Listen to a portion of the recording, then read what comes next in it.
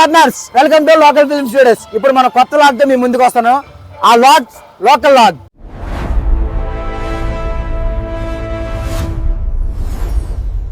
ఆ local log ఏదో కాదు, కెమెరామ్యాన్ అరసే చూపించు. ఓకే, చూసారు కదా, అది ఏదో కాదు మన ఎల్లమ్మ తల్లి గుడి.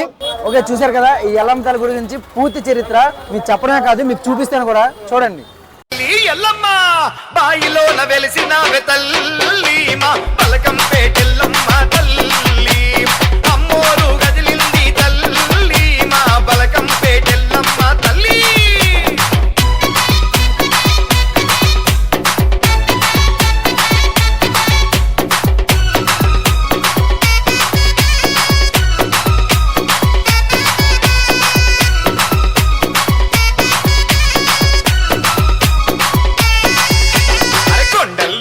తల్లికి కోడేలా గల్లురో కోడి కుందుల్లురో. చూశారు కదా ఈ లైటింగ్ అట్ట ఎంత బాగుంది, ఎంత వైభవంగా జరిపిస్తున్నారో. ఇలాగే ప్రతి సంవత్సరం మార్చిలో ఈ పండుగనే జరుగుతుంది అన్నమాట. ఓకే, ఈ పండుగ గురించి చెప్పే ముందు ఈ గుడి యొక్క చరిత్ర మీకు చెప్తాను. ఈ గుడి యొక్క చరిత్ర 300 ఏళ్ళకి పైగా కలిగి ఉన్నదన్నమాట. ఈ ఎల్లమ్మ తల్లి గుడిలో ఎవ్వరికీ తెలియని ఒక రహస్యం కూడా ఉంది. అది ఏంటో చెప్తా వినండి. ఆ రహస్యం ఏంటో కాదండి, ఆ గుడిలో ఒక స్వరంగం ఉన్నదంట. ఇది నేను చెప్తున్న మాట కాదు, ఇక్కడున్న భక్తులు ప్రజలు అందరూ చెప్తున్న మాట. చాలా ఊర్లో ఎల్లమ్మ తల్లి అనేది విగ్రహ రూపంలో ఉంటుంది, కానీ మన విజయనగరంలో మాత్రం సర్పరూపంలో ఉంటుంది. ఎక్కడా లేనటువంటి ఆ సర్పరూపం మన విజయనగరంలో ఉండడం మనకి చాలా అదృష్టాన్ని చెప్పొచ్చు. తల్లి ఎల్లమ్మ బాయిలోన వెలిసిన తల్లి మా బలకంపేటెల్లమ్మ తల్లి, అమ్మోరు గదిలింది తల్లి మా బలకంపేటెల్లమ్మ తల్లి. అరే ఓ మందు బిడ్డ, ఓంకార మందు బిడ్డ. నాకున్న డౌట్ ఏంటంటే, అక్కడ విగ్రహ రూపంలో వండుకున్న సర్పరూపంలో ఎందుకు ఉందని నాకు వచ్చిన డౌట్ మీకు కూడా వచ్చి ఉంటుంది. అది నేను తెలుసుకున్నాను, మీకు కూడా చెప్తాను. పూర్వం ఒక పురిలో పుట్టలో నాగస్వరూపమే తల్లి వెలిచింది. ఆ పుట్టలో నాగస్వరూపంగా వెలిచిన ఎల్లమ్మ తల్లి ఇక్కడ సంగీత కళాశాల ఎదురుగా పుట్టలో వెలిశానని చెప్పి ఆ ముత్తాత గారికి చెప్పడం జరిగింది. ఇక్కడ కూడా నిత్యం పూజలు చేయాలని చెప్పేసి ముత్తాత గారికి ఆజ్ఞాపించింది. ఆ విధంగా సర్పరూపంలోనే భక్తులకు దర్శనమిస్తారు అమ్మవారు. మీరు చూసినట్లయితే పైన గోపురం కూడా సర్పరూపంలోనే ఉంటుంది. చూడండి ఒకసారి. అప్పటి నుంచి ప్రతి సంవత్సరం మార్చిలో ఈ పండుగ జరుపుకుంటారు. ఆ పండుగ పూర్తి వివరాలు కమిటీ వారి ద్వారా తెలుసుకుందాం. నమస్తే అండి. నమస్తే సార్, ఇక్కడ ఎల్లమ్మ తల్లి గుడి అసలు చరిత్ర ఏంటి, ఇక్కడ ఎప్పుడు పెట్టారు, దాని గురించి ఏమైనా పూర్తి వివరాలుగా మన చెప్పగలరా? వివరాలు కొంచెం చెప్తాం. ఇది 1917లోని విజయనగరం కోట కట్టారు. దానికన్నా ముందు ఈ తల్లి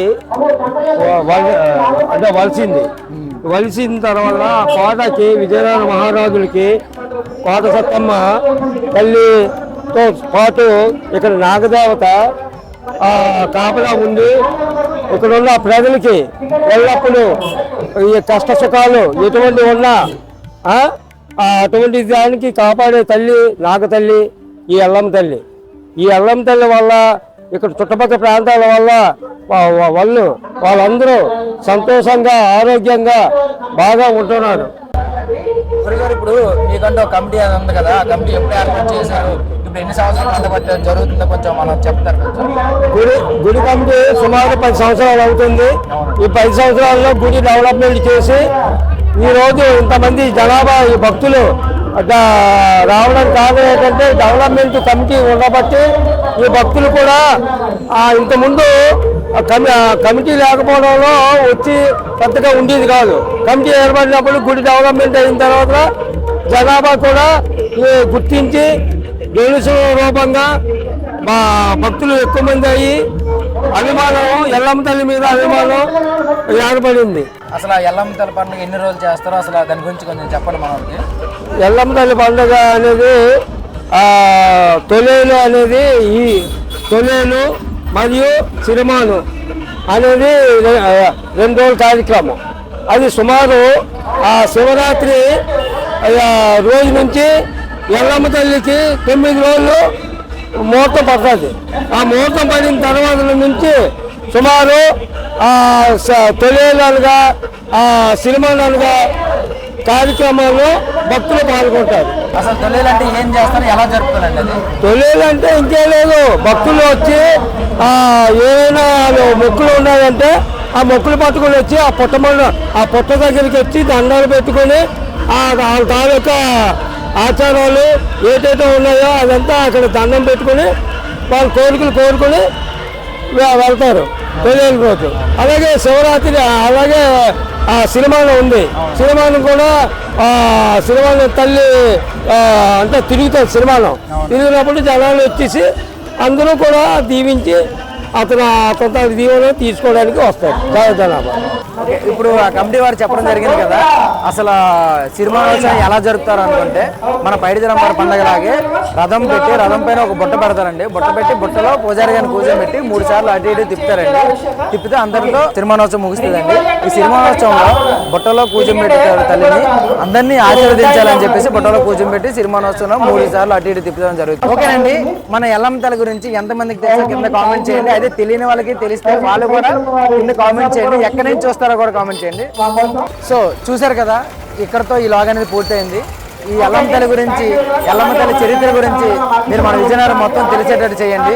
సో ఈ లింక్ని షేర్ చేయండి. ఓకే అండి, ఈ వీడియో షేర్ చేసినప్పుడు పక్కన హైప్ అనే ఒక బటన్ ఉంటుంది, దాన్ని కొంచెం ప్రెస్ చేయండి. ఎందుకు దాన్ని ప్రెస్ చేయాలంటే ఈ వీడియో హైప్ అయ్యి చాలా మందికి ఎక్కువగా త్వరగా షేర్ అవుతుంది అనమాట. సో ఈ ఎల్లమ్మ తల్లి గురించి మొత్తం అందరికీ తెలిసేటట్టు హైప్ బటన్ ప్రెస్ చేయండి. పార్ట్నర్స్, లాస్ట్గా నాకు ఒక చిన్న విషయం అండి, ఎంత కష్టపడి మీకోసం వీడియో చేస్తున్నాం. సో మాకు మీరు చేయాల్సిన సపోర్ట్ ఏదంటే వీడియోని షేర్ చేయండి, లైక్ చేయండి, అందరికీ తెలిసేటట్టు సబ్స్క్రైబ్ కూడా చేయండి, మాకు సపోర్ట్ చేయండి. Thank you.